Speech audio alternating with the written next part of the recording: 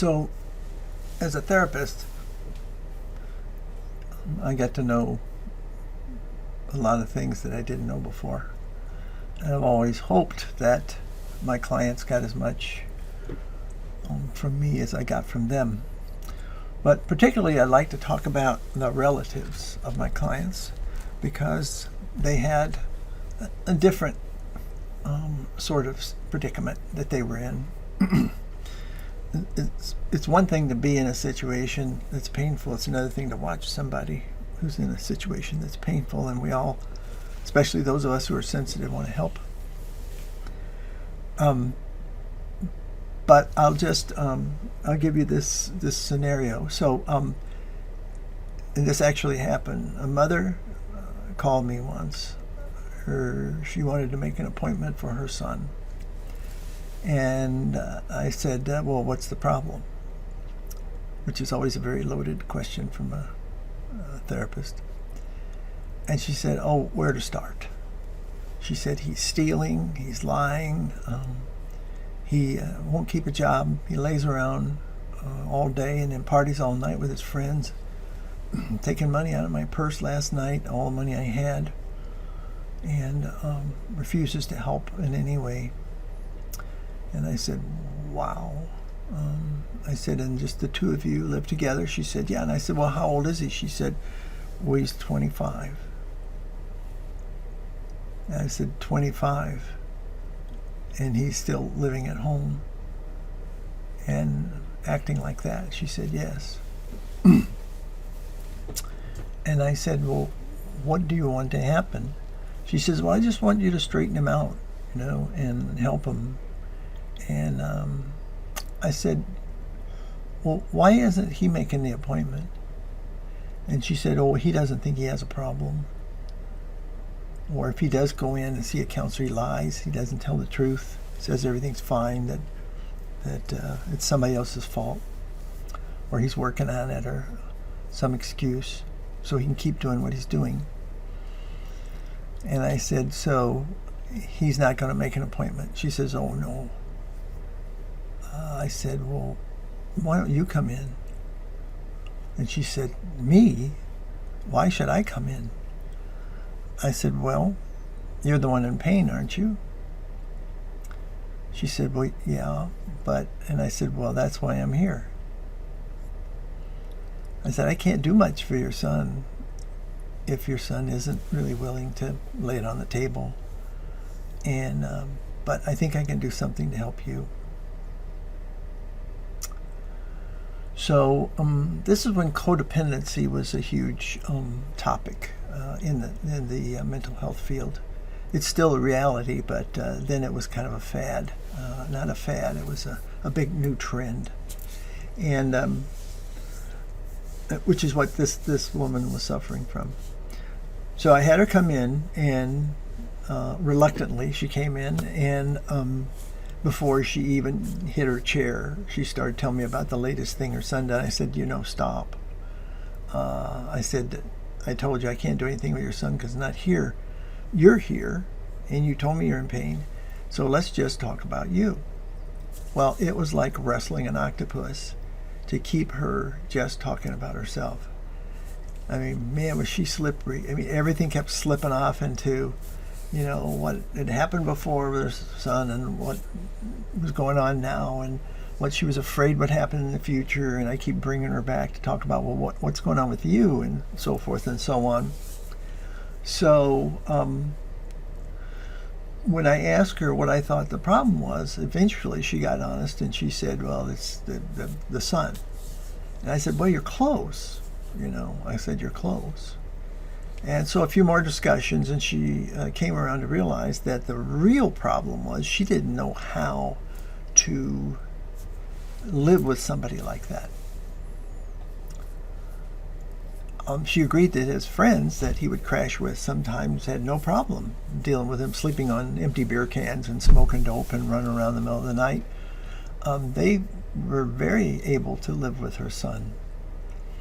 But she was not cut out for this. She didn't do drugs. She didn't party. She was trying to, keep her financial act together. It was being very difficult. So we finally agreed that her problem was she did not know how to live with somebody like that. So this is 9 to 12 sessions. So then the question was, well, what do we do?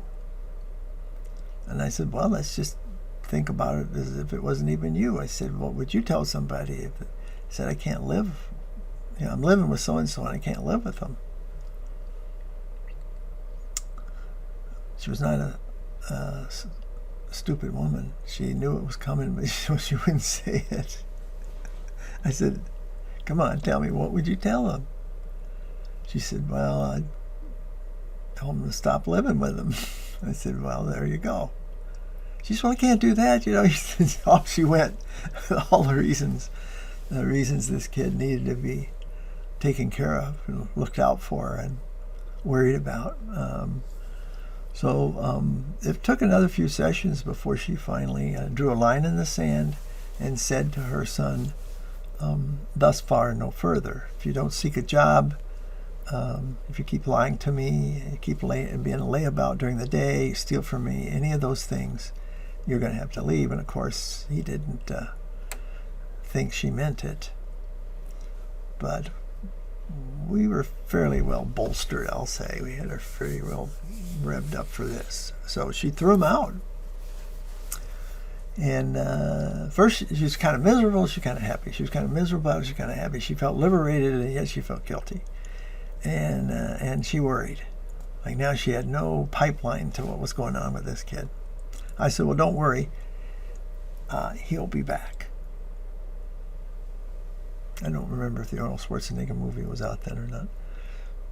But if it had been, I would have said, he'll be back. She said, do you really think so? I said, want to bet $1,000?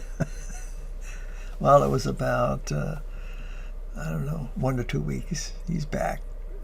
Calls her on the phone, wants to move back in, sees the error of his ways. We had practiced this, she and I, and we did a little drama, and we role-played what to say.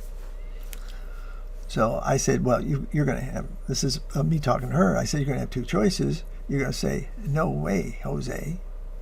Ain't going to happen. You're 25. I did the best I could. I've worried about you, taken care of you, loaned you money, let you steal from me, do all your drama, and I've tried everything I can, and it seems it's only made things worse. And it certainly hasn't helped me at all. So, no way. You're on your own. Like to hear from you now and then when you're in a healthy place, but I just can't watch your downward spiral. Okay? Or the other choice is you can take him at his word and let him come back into your life and set some ground rules and see if this time people learn from their mistakes. Maybe he really will, but we've got to be prepared for what you're going to do if you go with that scenario and he violates one of your rules. And we went over the rules about lying and looking for a job and not stealing and not coming home in the middle of the night and raising a ruckus, keeping her awake and making her worried and everything. So we laid out all the infractions that could happen, and so she could make those clear to him. I said, so you got two choices: draw a line in the sand saying, I'm not going through this again, period, end of story, or one more chance and here are the rules. I said, if you want, we'll print them out. We'll have them sign them. I will not do this, I will not do this, I will do this, I will do this. And we'll put in there a paragraph. If you break any of these rules, it's instant, I'll move out and it's the end. So what do you think happened? Take a guess. Of course she let him back in. And of course he violated about 6 of the rules, okay, within a week. And of course it was hard because she knew this was it. But she did it. She cut him loose. I continued to see her for about a month. As the weeks went by, she got less and less worried, less and less guilty, less and less wanting to be involved in this other adult's life. And I said, you see, at some point, a child has to divorce their parents. Now, they don't need parents anymore. Now, they can keep sometimes kids and their parents become friends. They don't need the child doesn't need parenting anymore because they're like 40, or 30 or whatever. But, they get along well with their parents. They like to be around them, play cards, whatever, go to ball games, hang out, have family reunions, whatever. No reason why you can't be good friends, just like any other friend. But no more parenting, because it's enabling and it doesn't make anybody better, no matter what. So she got it, as far as I know. I only saw her for about a month, 4 visits, I think, after that, and she was doing well. Seems she was pretty solid on her feet. So what's the message from all this? Well, I think it's pretty clear. So thanks for listening.